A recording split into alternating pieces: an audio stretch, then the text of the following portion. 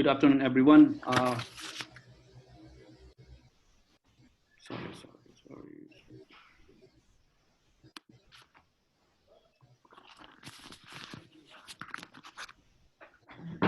Good afternoon, everyone. Welcome to the second edition of the Reimagining Nursing 2020. The first Reimagining Nursing series we had was a month ago with 5 nursing deans from the Philippines, and we will continue with this activity, and this time to capturing the perspective of the chief nursing officers in the Philippines. So yeah, this series about conversation with the chief nursing officers. So mainly the objective of this event is to provoke a reflection on the role of the chief nursing officers during the pandemic crisis. That's the first one. And the second is to identify lessons learned and best practices in prevention and response to COVID-19. So joining me in this very important event are Dr. Rodolfo Borromeo, RN, Fellow of the Philippine College of Hospital Administrators, and the Vice President, CNO, Chief Nursing Officer of the Manila Doctors Hospital, and at the same time, the National President of ANSA. Also with us is Harvey Villanosa.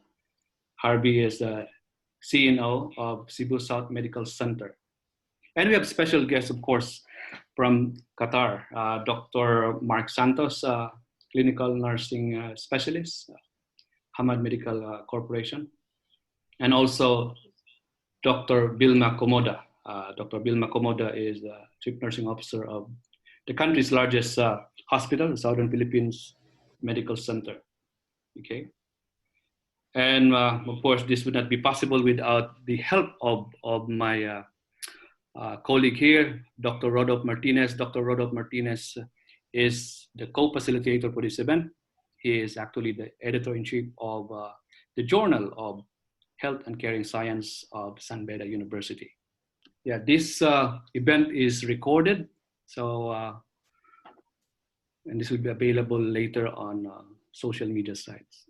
So let me call the attention of my co-facilitator, Dr. Rodolfo Martinez. Good afternoon.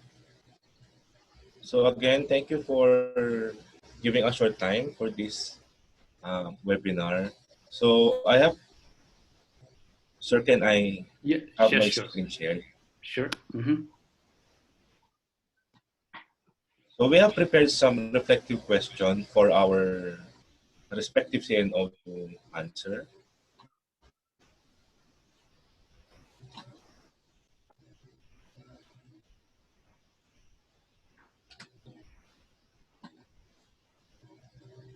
So the first one would be, what it is now like to be at the forefront as a CNO over the past months, given that the COVID pandemic is a reality, not only in the Philippines, but worldwide.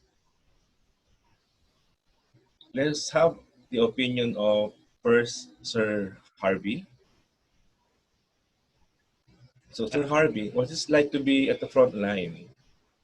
I think Harvey will be joining us in a little while.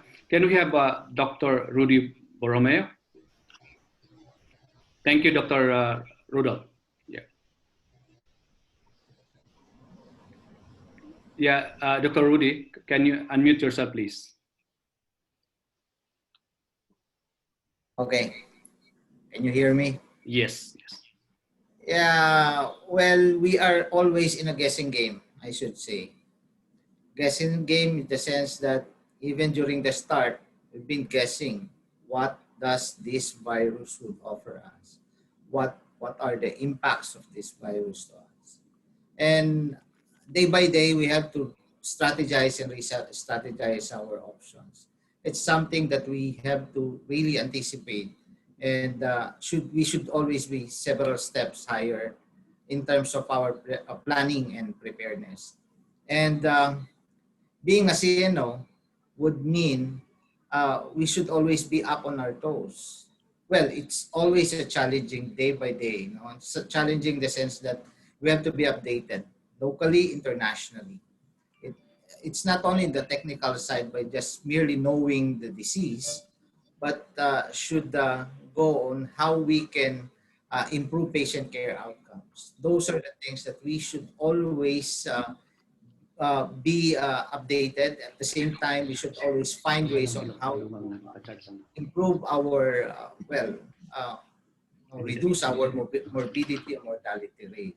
And we are somehow successful in Manila Doc in reducing the number of course, the mortality and improving patient care outcomes.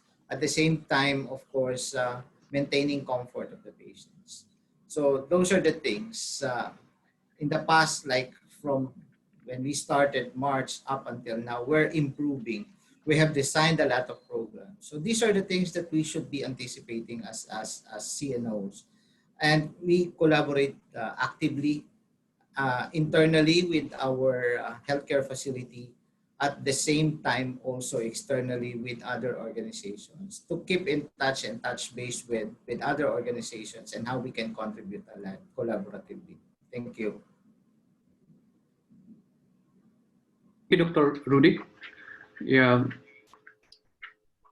I think we have a special insights today from our guests as well from Davao, Dr. Vilma Comoda.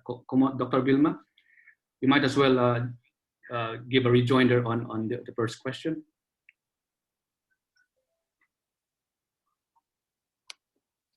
Mambi? Yeah, we'll get back to Mambi later. Can you hear me? Yes, Ma'am Vilma. Sorry. Can you hear me? Can you hear me? Yes, we can hear you. But I cannot see myself in the camera, no? Something's wrong with my camera again. Okay. The question on what's it's like on my part, what it's like on the front line. It's been very challenging on the part of the nursing service division, ranging from the top managers down to the lowest in the organization, since everything is very much different from the old system and practices wherein we keep on adjusting daily. We may make long-term plans, but recently we are already working on short-term plans depending on the situation, depending on the pronouncement of our local and national government, the advice of our higher-ups, the administration, of course, and most especially to our task force COVID, task force on COVID in our own hospital. We frequently have our meetings and we keep on asking for the ideas of our doctors, nurses, and other members of the workers on how to approach our situation and our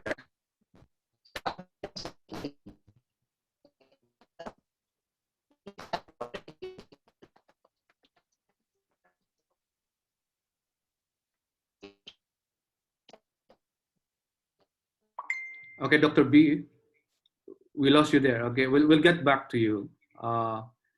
Yeah, we already have Harvey Villanosa here on the line. Yes. Harvey, we already have started with the first question. What it's like to be on the front line as a CNO over the past months? Yeah. Well, good afternoon, everyone. Good afternoon. Yeah. Sir Rudy, Sir Rudolph, Ma'am Via, hello. Jake, and I think Fitz and JL's here. Anyway, for me, what it's like to be on the front line. On my part, it's really very challenging because I'm handling two facility. First is our hospital, Cebu South Medical Center for the nursing service, and second, I'm also handling the first DOH infirmary, a facility dedicated for COVID-19 here in Cebu. Then, as you all know, Cebu City was once well, was once an epicenter last week. No, you were a few weeks ago. You were really the epicenter. Um, what what makes it challenging, like what Sir Rudy has said, um, COVID is new to us kasi. Like, we don't have idea what is COVID. We do not know what to do about COVID. And we're just lucky that we have with us, now as nurses, our infectious disease specialists who are guiding us to what should be done, what should be the appropriate things to do. Um, First, that's challenging. It's very challenging. Second, at some point, I believe some of the chief nursing officers would agree that sometimes we feel tired, because um, it's like 24/7. We have to be connected to our people in the hospital and in the facility. But well, this is our job. This is our profession. We have to do what is the right thing for us. But I find this task also very fulfilling, especially here in the COVID center when we started to send home our patients, because I'm part of the delegate who would be sending off patients to their home. The moment you receive their their sort of thank you, their message for the patient, that pays off everything. All the tireless nights, all the days that you've been working for so long about with regards to COVID. Um, Lahat yun, mawala.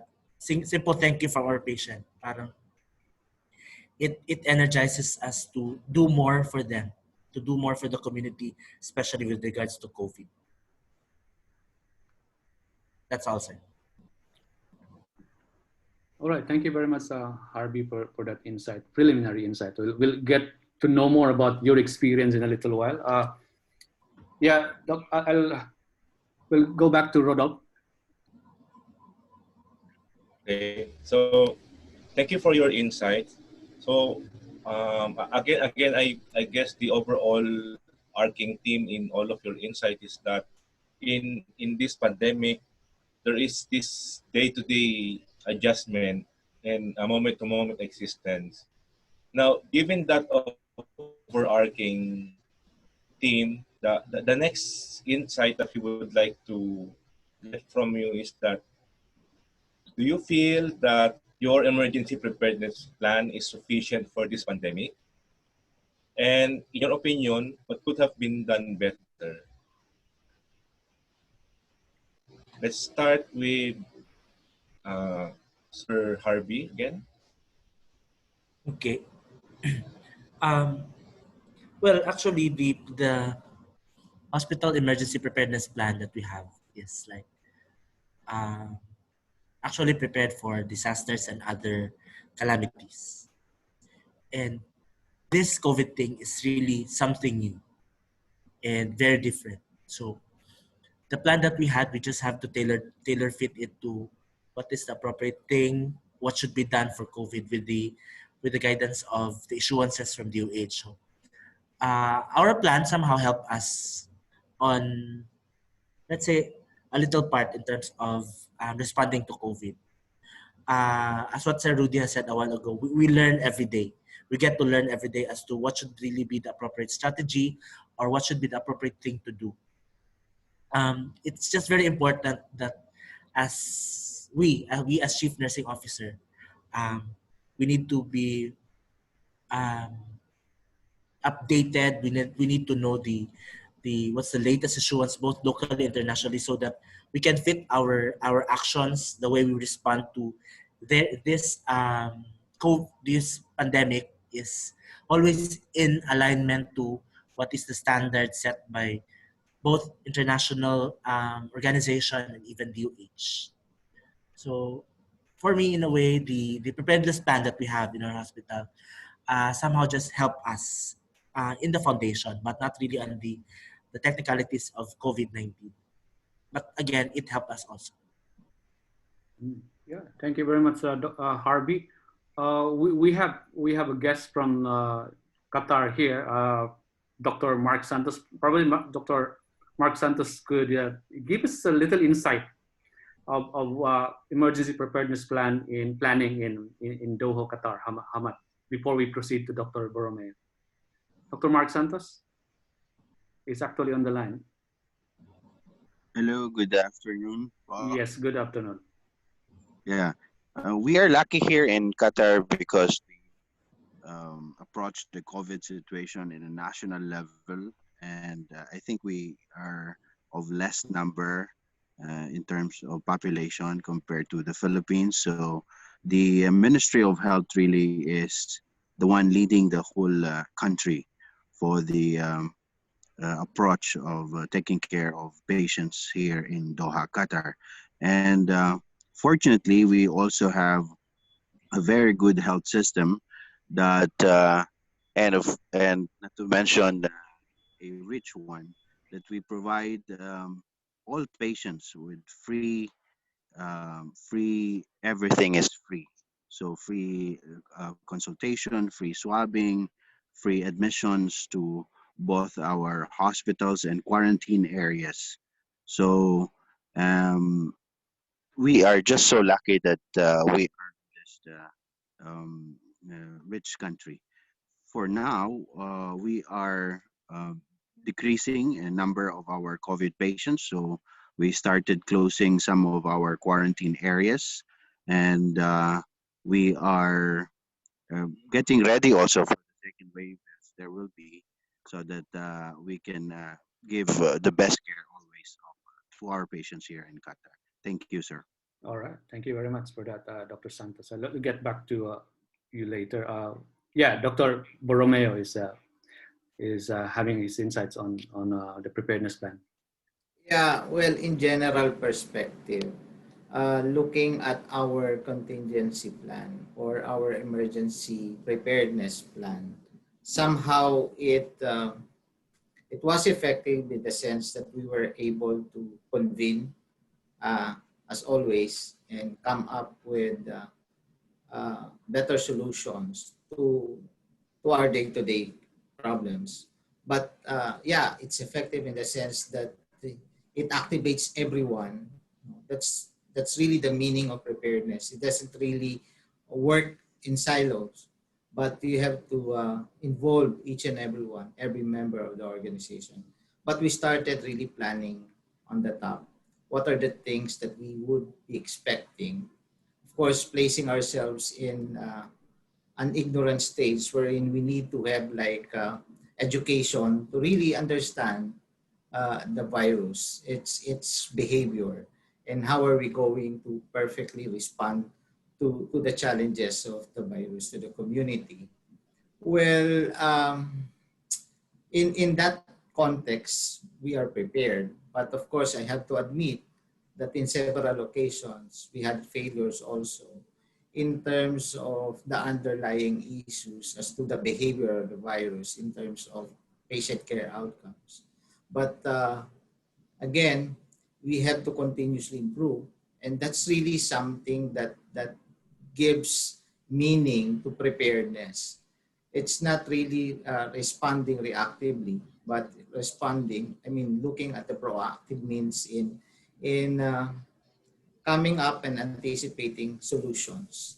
And we have, well, we did some cohorting. That's one thing that we have to separate those who are um, suspects, probable, and positive to those who are uh, the usual patients that we have. And that's one thing that we did, and we are very successful on that. And we redesigned our patient care. We designed in such a way that we have to technically be prepared. So it's not just coming up or admitting patients in rooms, but also preparing the room of its preparedness. It's something that does not only look at level 1 and 2, but looking beyond level 1 and 2. And meaning to say that even if you are in a general floor, you have to prepare the room, equip the room with all the necessary requirements to anticipate potential progression of the patient situation. And sometimes based on experience that we had, there were instances patient came in normal, then later on after a few hours or after 24 hours, suddenly the situation aggravated because of their underlying conditions, the comorbidities. So those were the things that we, uh, together with the top level, uh, created a team that would not only look at the technical necessities in a room, aside from our ICUs, but also the necessities in the room that that requires immediate attention. Let's say, for example, we need to equip the room with RO system. So it has to be what it entails budget, but we have to address it. So we don't need to bring the patient to the dialysis clinic and infect more and create nosocomial infection. So in that case, we customize the room in such a way that it is ready for whatever events that will happen with the patient. Those were the things that eventually, drop the number of comorbidities and mortality rates. So in that aspect, moving forward, we created a system that not only on the restructuring or redesigning our COVID rooms, but at the same time the patient care demands. So we tried also looking at redesigning the standards of patient care and aligned it to the situations based on the day-to-day study that we are doing through huddles and of course collaborative meetings. So those were the things.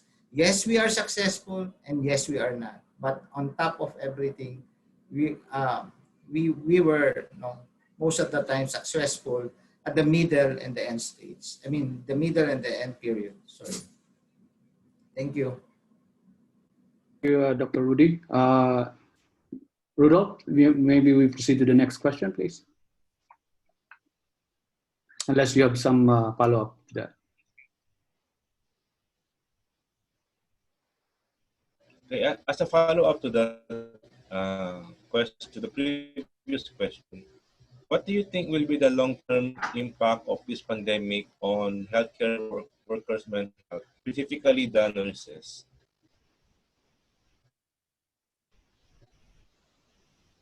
Is that for me, Ma'am Rudolph? Vilma? Sorry. Ma'am Vilma?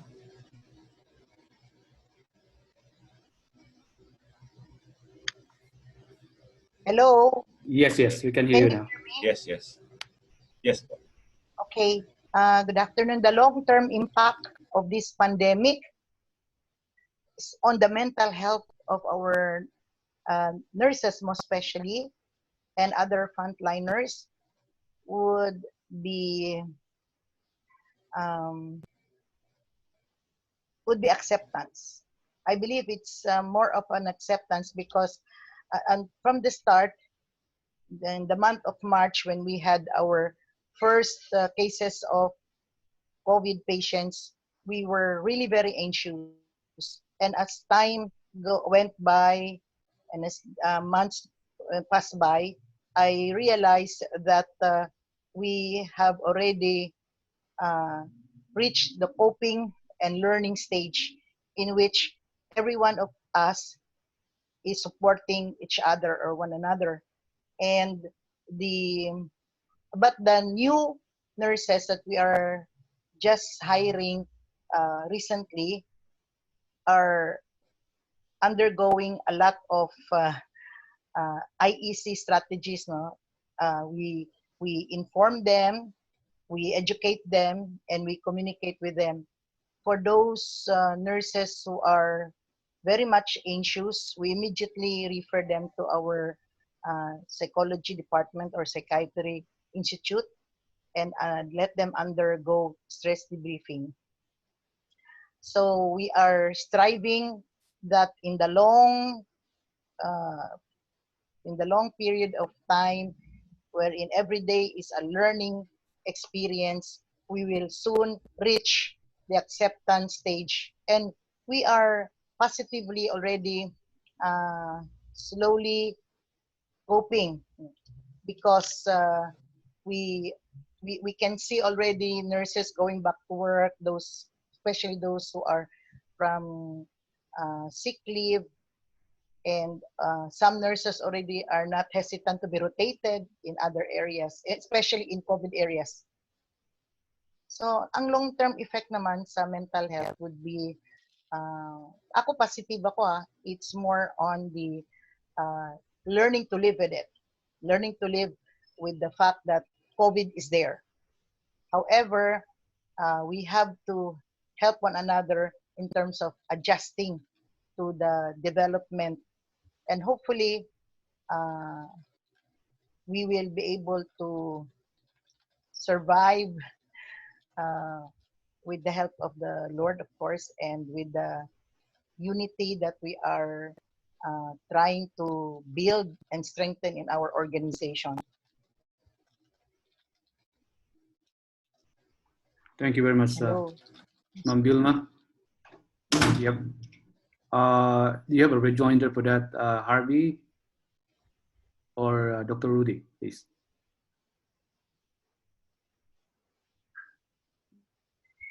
Dr. Rudy, what Yeah, well, is there a the long-term impact of this pandemic? Yeah, I'm looking. Yeah, I do agree with Vilma on the psychological part, but I would like to look at the long-term impact in the preference of our future, uh, takers of the nursing profession. Well, because of fear, anxieties, and of course the potential danger that may encounter, would really greatly affect the preferences of our high school or senior high students in terms of really taking up course in nursing. And that is something that we have to be aware of. Like right now, to be more specific about it, I really had a problem in terms. I'm anticipating a problem that may arise in terms of the board examination, because I think the board of nursing decided, not to push for the NLE examination. I really don't know when, but that is something.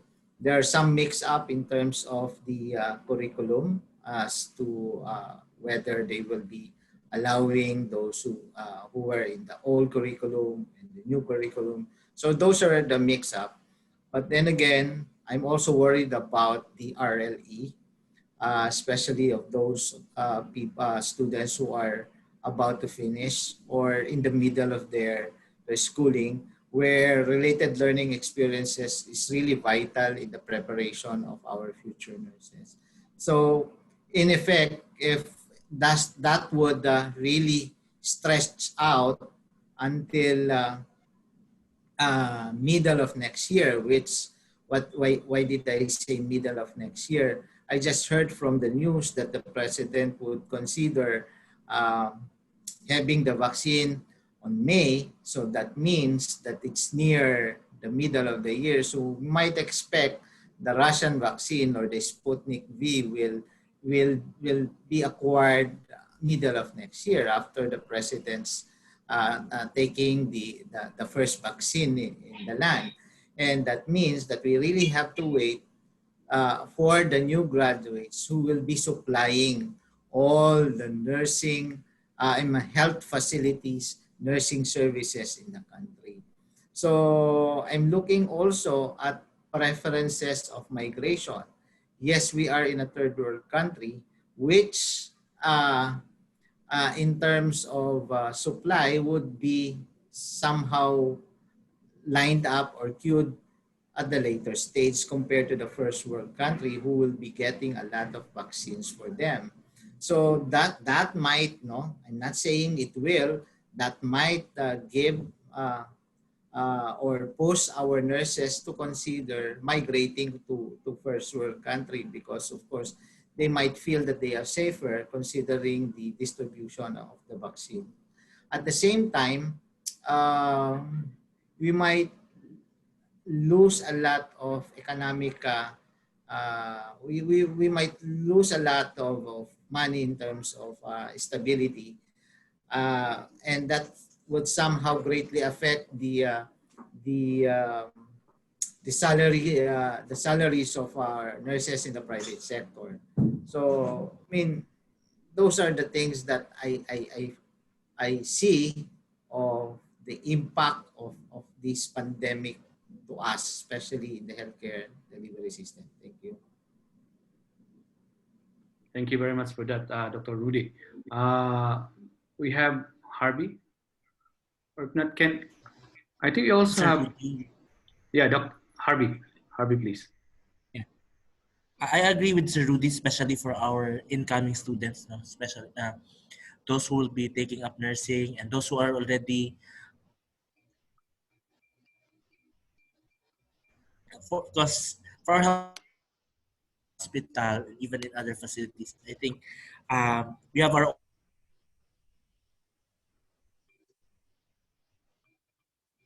Yeah, we lost you there, Harvey.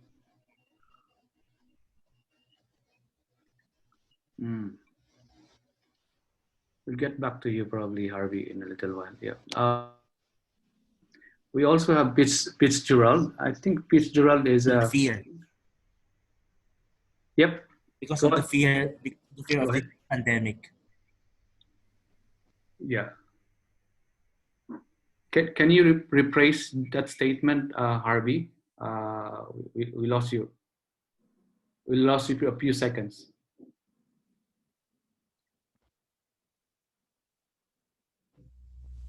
Sorry, I lost my connection. Yeah. Okay. Okay. What's the long-term? Sir, Yeah. parang Go ahead, Ma'am Vilma. it reminds me of the feeling of although we are coping, but there is uncertainty. In our mind, we are not sure. Every day is a day of discovery, and it is a day of reflection also, because we seem to be questioning. Every day we keep on questioning, hanggang kailan kaya ito? Yan ang napapansin ko sa mga kasamahan ko. Hanggang kailan kaya ito, ma'am? Yeah, that's a very good observation, Ma'am Vilma. Hanggang kailan Practically, yeah, based on my readings as well, quite a number of nurses are uncertain of what's going to happen in the next 3 months, next 6 months. Yes. Yeah. What we have planned in 2019 for 2020, all this have changed. This changed a lot. So we are not prepared what's going to happen in the next week. Yeah, thank you for taking that point. Dr. Rodolph, next question, please. And then we'll have the audience engagement later after this. So, given that we already know some of the possible effect of this pandemic on our nurses and healthcare professionals, the next question that we would like to ask is, what are the support that are in place for our healthcare worker? And specifically focusing on the question, how do you boost the morale of the workforce? Given that most of our nurses are anxious, uncertain, and some want to go out of nursing because of this pandemic. Let's have the opinion of Ma'am Komoda. Dr. Komoda, please. Yes. This is a time wherein we have to show our maximum level of support in terms of listening to them every time they want to express, listen to their voices, and that is about the psychological support, no, wherein we give them time, we let them express. We have a chat group. Marami na kaming chat groups, no? Chat groups among the head nurses and the staff and the division chiefs, and the chat groups of different administrative sections. So communication, and we also give support in terms of free accommodation. So the frontliners are housed in the different dormitories, retreat houses, motels, inns, hotels, and other facilities. Some of them are free, sponsored by non-government organizations like the religious sector, and others are paid by the hospital.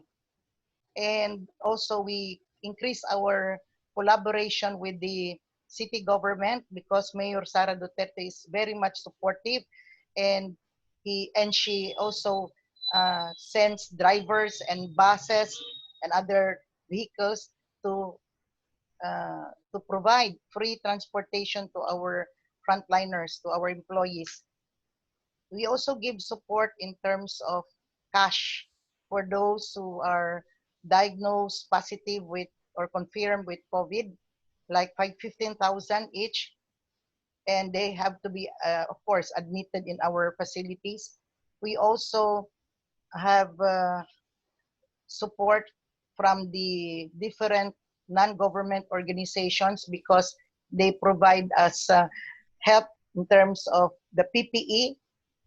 So the hospital provides free PPE, and also sponsors are donating face shields, especially these days in which the local government is already imposing on the use of face shields starting August 15, ay tomorrow.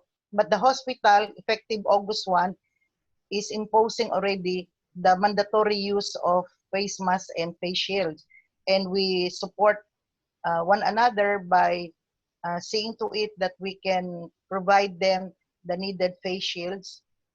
And also, in terms of food, the dietary department provides free meals to the frontliners. We also include our security guards, our housekeeping department in the provision of house accommodations and meals. We also support our staff by giving them, arranging their schedules in such a way that they have time to rest and re-energize, like 3 days duty and then 3 days off, 3 days duty, 3 days off. And we also give free swab test to the public and to the personnel, and of course provide a special leave for those on quarantine in which they are paid. But recently we experienced resignations also from our personnel, and so it seems to us that we keep on hiring nurses every week when especially our nurses are getting sick, no? Meron na rin kami mga around 40 nurses who are positive already with the COVID, and so they have to be replaced when they are on quarantine and on treatment. All right. Thank you very much, Dr. Vilma. Dr. Rudy? Yeah. Oh, so the basic ones were mentioned by Dr. Vilma earlier. We have the hazard pay, we have the transportation, food, free hospitalizations. Those are the basic ones that would reassure our nurses. But on top of everything, we have to look at assessing the psychosocial preparedness and positioning of our nurses. So we did a survey in order for us to see and find out things that balances them. Well, in effect, we found some imbalances in terms of their responses and behaviors over the pandemic. But then again, it should not end there. That's only the start of how we can regroup and see how we can better serve our nurses. Though we have the briefing and debriefing all made already by also sending them to counseling sessions with Haraya, which was initiated by the Human Resource Directorate. Also, we created a psychosocial team who would be ready to listen to them. So this is a focus group discussion sessions. We have so-called nursing hour. They do several huddles. At the same time, they discuss among themselves and it's an open space actually that allows each one to express and share experiences. And from there, they were able to uh, feel they felt the relief, no? And of course, it doesn't end there. We have to look at the things that they are suggesting and see how we can better serve their demands. And then, well, those are the things. It's not really we don't need higher I mean experts to really do all of these things. It can be done actually by the nurses themselves who can clearly understand where they are coming from, who can clearly understand how they can uh, they can cope up and adapt to the situation. And we also have there was a doodling part wherein there's an expression of how they felt, where each and every one did their expression by way of drawing and also providing them, of course, positive reinforcements and recognition. Those are just some of the things that we are doing right now in order for them to cope up. And yeah, we have to look at also hazard pay as one. Thank you. Thank you very much for that, Dr. Rudy.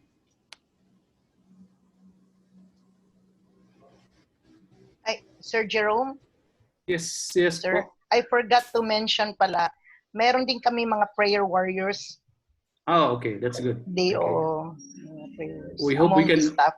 We hope our nursing research colleagues in Mindanao would be able to document this kind of best practices in nursing service. Okay, we'll move on to salamat po, Ma'am Vilma. We'll move on to Harvey, and then after Harvey, we'll open up the audience engagement. Okay, so in terms of support for our nurses, we're lucky that the hospital is really very supportive. So one among the support that is given to our healthcare workers is that one, we provide free transportation for nurses going to the hospital and going to from the residence going to the hospital back and forth. Then we also, for nurses who are in the front line, meaning those areas, COVID response units, the hospital also provides them meals while they're on duty. And the hospital is also very lucky because one religious organization, the Don Bosco group, they have lent to us their retreat house, and now it serves as the temporary shelter of our nurses and other healthcare workers. And also in terms of boosting their morale, just like what Ma'am Via has said, to really boost their morale, we have to be there for them. As nursing leaders, we should be connected to them 24/7. They must, or they should be able to to like, if they need questions or if they have questions, they can easily reach us or through our frontline managers for for for their questions to be answered. It's really very important that our nurses would feel that we are there for them. And another thing that helped also boost their morale is in terms of scheduling. Since civil service came out with ruling of alternative working hours, same with what is being done in SPMC, we also have arranged their schedule that we limit their number of duties going to the hospital so that they have longer time to rest, and longer time with their family so that they'll be connected also with their family.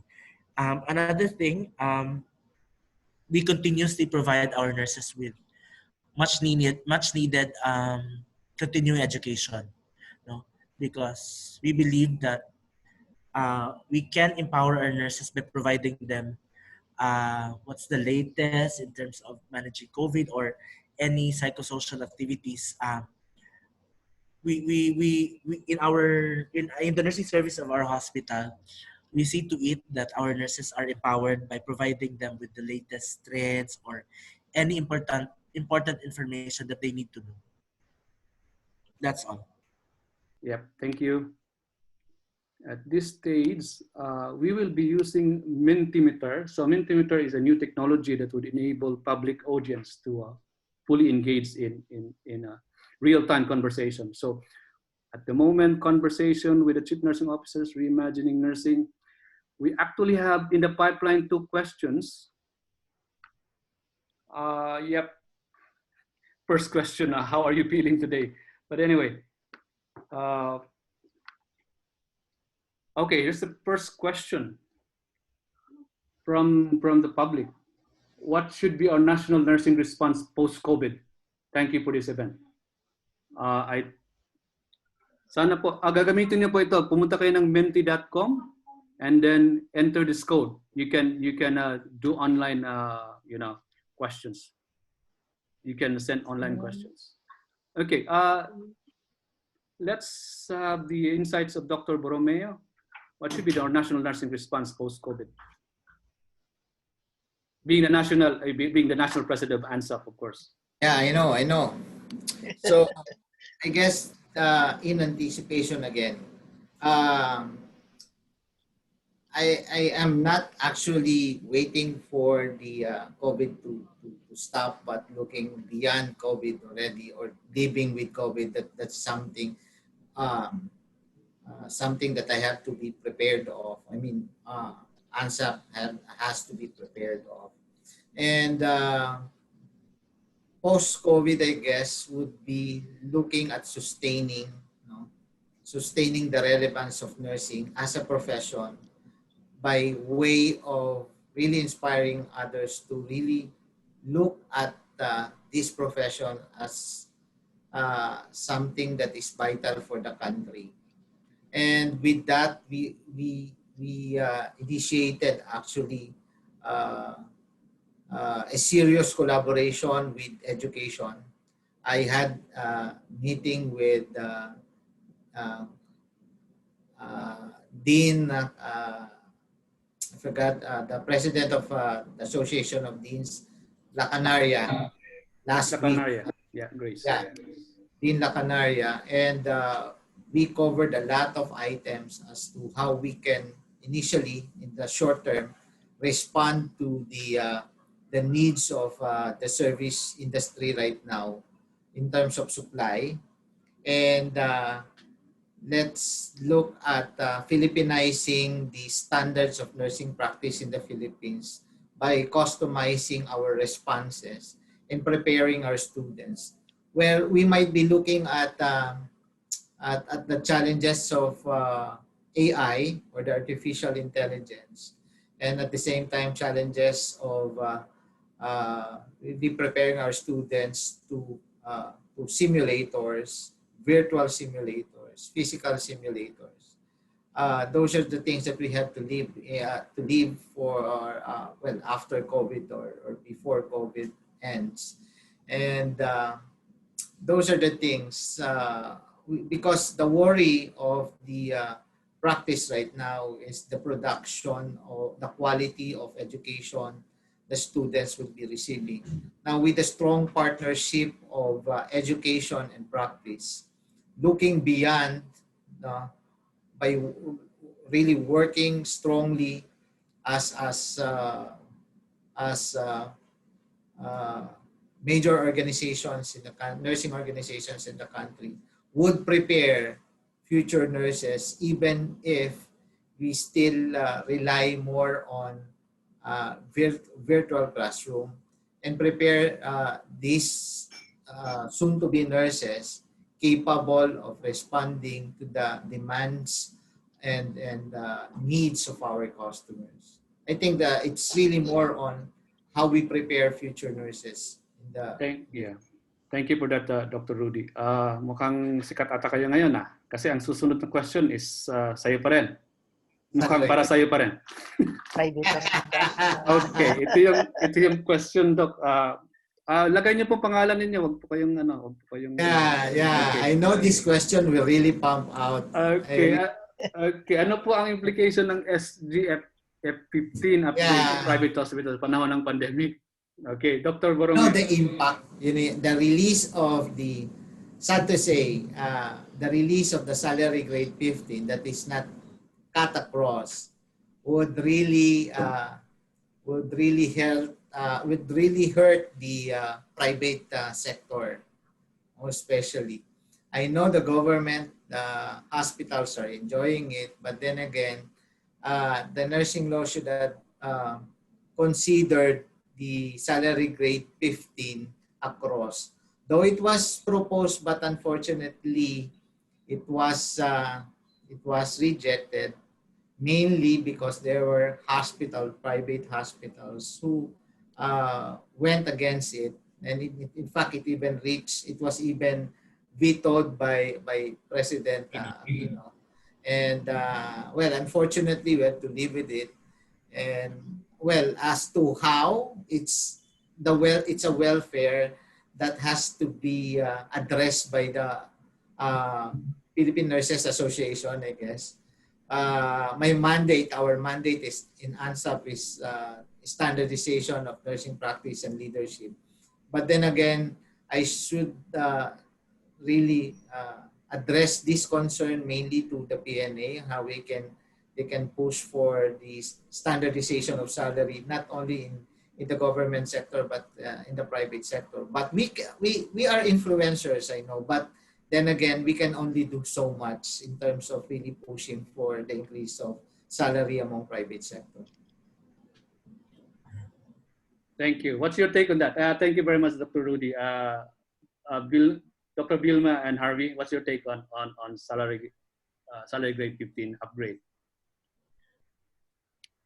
Honestly, we also are talking about it among the chief nurses, di ba, Harvey? Kasi we are so much affected with the modification of the positions in the nursing service from nurse 2, the technical, from nurse 2 to nurse 7. So we can empathize with the private sector because of this reality. But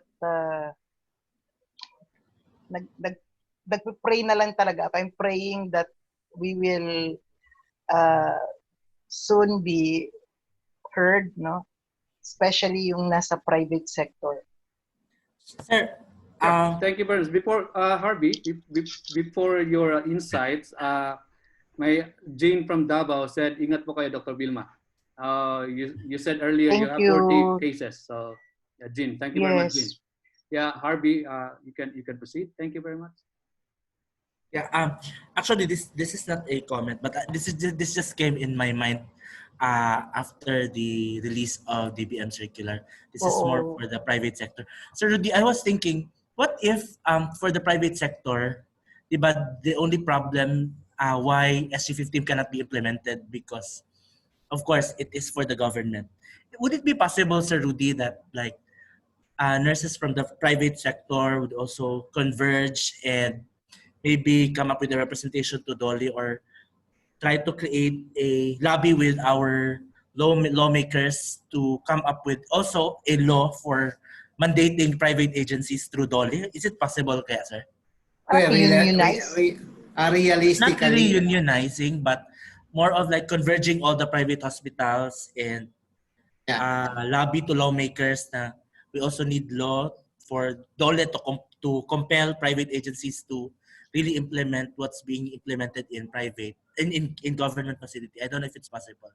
Well, it could be, but reality speaking, you have to consider that private hospitals are owned by private businessmen, correct, Harvey? So somehow there is such thing as independence in business. No, there are hospitals that are earning. There are hospitals that Well, are yun lang din. so, and we are bombarded by a lot of level 2 hospitals around Cavite and in Parañaque.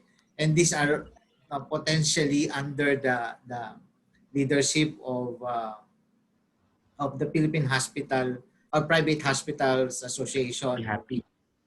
And well, although the president, I forgot that Dr. Sino yan, Arvin? Jimenez. Si Jimenez, Si- yeah. Dr. Jimenez. Rustico Jimenez. I was able to talk to him before I left San Juan de Dios to Manila Doctors.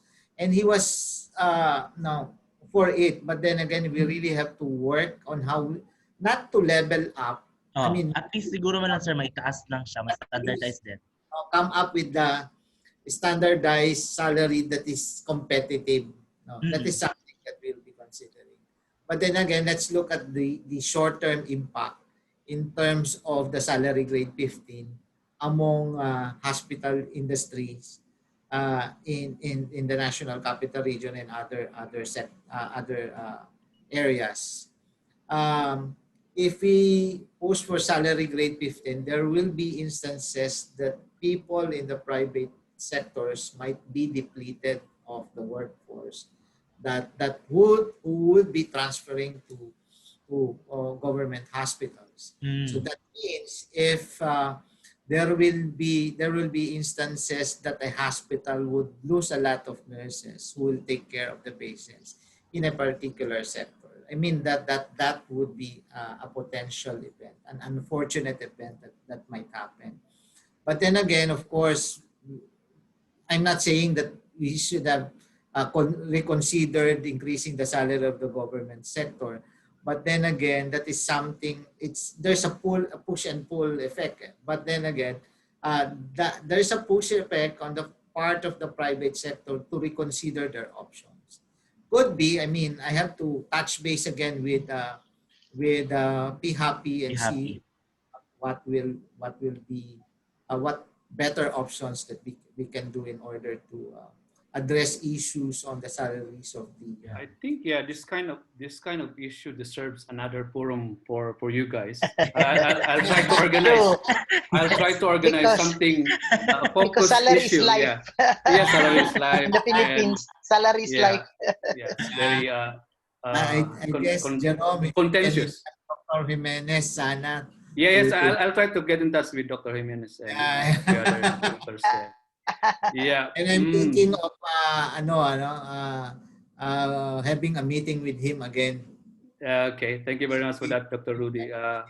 Ito namang question nito ay walang pangalan to. So kasi parang sensitive din to. Ano pong take news sa PhilHealth latest issue targeting Davao hospitals? Si Mang B ata ito ang makasagot. Our hospital, ever since pa yan, we are really doing our very best to give quality services to our clients. And so we make it a point that we will comply very well with the PhilHealth requirements. Imagine, 1,500 bed capacity na po kami. Kaya we really have to work harder. And we are very serious since the time pa ni Dr. Vega, USEC na siya ngayon, we are really maintaining our work regarding complying with the PhilHealth requirements. And we are very happy na marami din palang nag-defend sa SPMC tungkol doon sa recent news. And sa amin naman, we don't take it negatively. Basta we continue to do our work because we believe that we are on the right track. Yeah. And of course, we have the support. We have the support of our national leaders. That's right. Yeah. And our local government. Iba na po talaga kapag very well supported tayo sa mga leaders natin. I think that ang stunts depender niya si Harvey Abellanosa sa social media. So what's your take on this, Harvey? Yeah, Oo nga, actually, yun nga Harbs. well, yun nga din sa, in my post, well, kasi those who are maybe reacting because they were shocked why SPMC got like almost 300 million compared to other hospitals in Manila, where in fact it's true that COVID is not that high in Davao, but they're receiving that much. But if you will be reading the circular on PhilHealth, it doesn't really speak of like COVID. You would be getting an advance payment because of COVID. What PhilHealth did was to make an advance payment, 3 months advance payment for the reimbursement, but that would be based on your uh, historical PhilHealth claims or PhilHealth reimbursement. Performance. Maybe they just have to read what was written in PhilHealth. But another issue that popped up here on this matter is that the um, equal allocation. They were saying that it should be uh, it should be shared equally among or equitably among all facilities. Yun yata ang more concerned doon. But with regards to SPMC receiving a biggest chunk of the IRM, well, that's what's written in the PhilHealth Circular 2020-007, that the facility would get an advance payment for the last based on their historical figures of claims. So I think hindi naman kasalanan yun ni SPMC that they Definitely. are really Oo. the top notcher in terms of PhilHealth claims, and that I think time pa yan ni President Aquino. SPMC is Yes. already number one in Oo. terms of Matagal PhilHealth na. reimbursement. Kasi It was sa presented to daming us sometime in patient. 2014, followed by PGH. Okay. So yun lang. Just be familiarized na lang with the PhilHealth circular on Yes. why they got that huge amount. Can we have your take on this last question? I think, Harvey, how do you handle staffing when some of your staff are already quarantined? Well, for government, we're lucky that uh, uh, we have standby, or we get to receive an augmentation from our regional office and at the same time central office. So it's not at first when there were no augmentation, it's really very difficult. We had to limit the services of some area. But the good thing now is that central office and the regional office gives us an augmentation. So the moment that we need to quarantine nurses, we always have our backup. I think that's the same with SPMC, because they also have an augmentation Yes. contract of service from DOH. From the regional office and also the national office. Okay. And here Like also in the in recent Cebu, situation. yeah, here in Cebu, since we were epicenter, even private hospitals, they get to receive augmentation from DOH during the peak of COVID here a few weeks ago.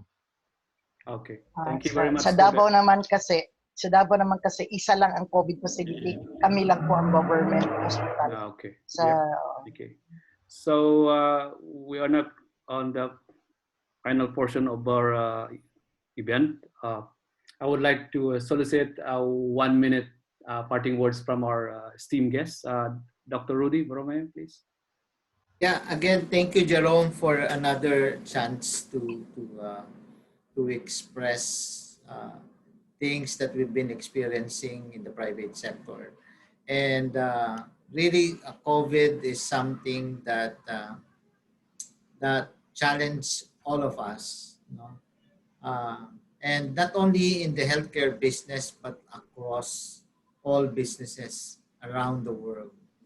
But of course, the battle is not yet finished until there's an available vaccine and really treatment for this particular virus.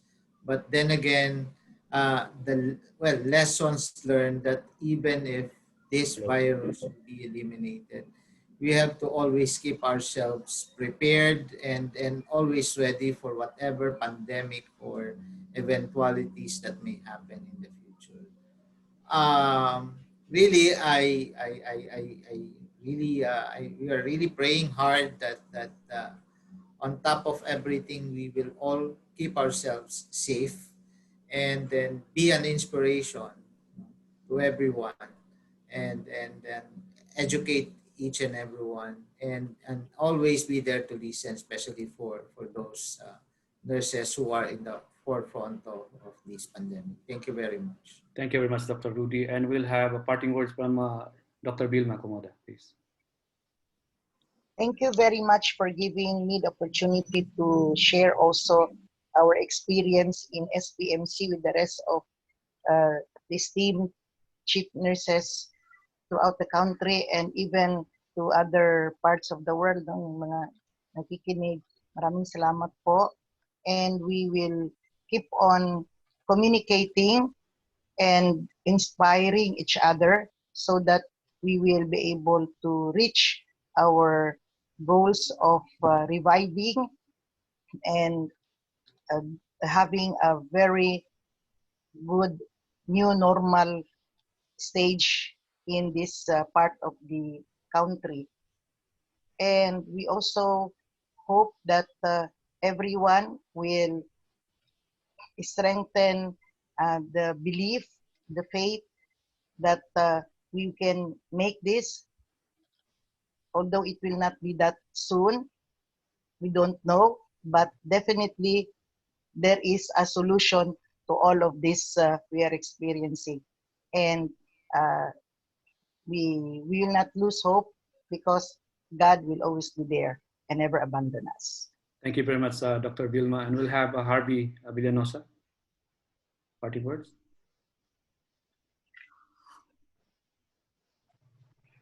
Otherwise, we'll just proceed to Dr. Rudolph, my co-facilitator. Thank you very much. Parting words, Dr. Rudolph. Dr. Rudolph Martinez. Of the group, we would like to give thanks to all our speakers and esteemed guests. So we hope to be with you again in the near future for other topics that we would be likely exploring.